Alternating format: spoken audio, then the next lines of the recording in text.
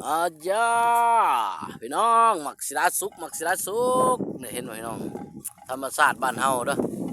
ธรรมศาสตร์เมืองลาวพี่น้องนี่มักศิลาสุกเด้อเห็นบ่พี่น้องเอามักศิลาสุกแค่ละนี่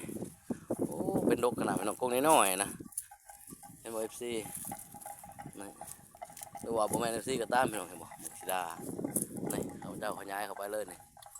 มักซิดาธรรมชาติบ้านเฮาเลยนี่แท้เลยเด้อพี่น้องเด้อนี่หมานี่โอ้หลายมันมีคุณประโยชน์เด้อพี่น้องเด้อมักซิดาเด้อมักซิดาแบบธรรมชาตินะมักซิดาธรรมชาติบ้านเฮาแท้ๆนะนี่มันมีคุณประโยชน์แก้ยืงท้องนี่พี่น้อง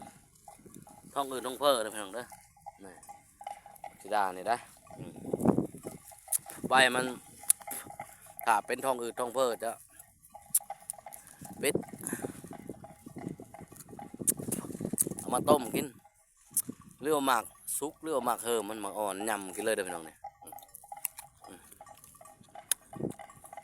เมื่อแก่ทองอืดทองเพิดแล้วก็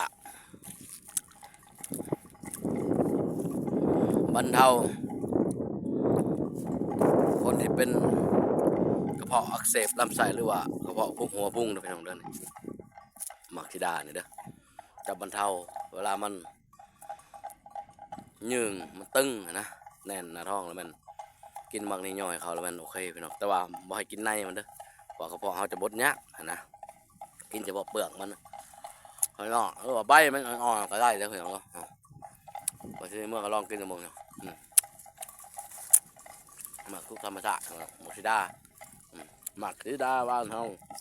บรรเทาอาการท้องอืดท้องเฟ้อพี่น้องเป็นบ้านบุญให้กันถ้าไปได้เบิ่งคลิปบอกที่เมืองแล้วก็กดไลค์กดแชร์ต่ออีกเพื่อเป็นชาวบ้านบุญให้คนอื่นหลายๆคนได้ความรู้กันเด้อพี่น้องเด้อนี่มักซิดาธรรมชาติเด้อมาเหมือนมักซิดาพันธุ์ได้ถ้ามักซิดาพันธุ์จะบรรเทาอาการเพิ่มบอดี้เท่ามักซิดาธรรมชาติเด้อพี่น้องท้ายนี้ก็ขอจบคลิปลงไปเท่านี้พี่น้อง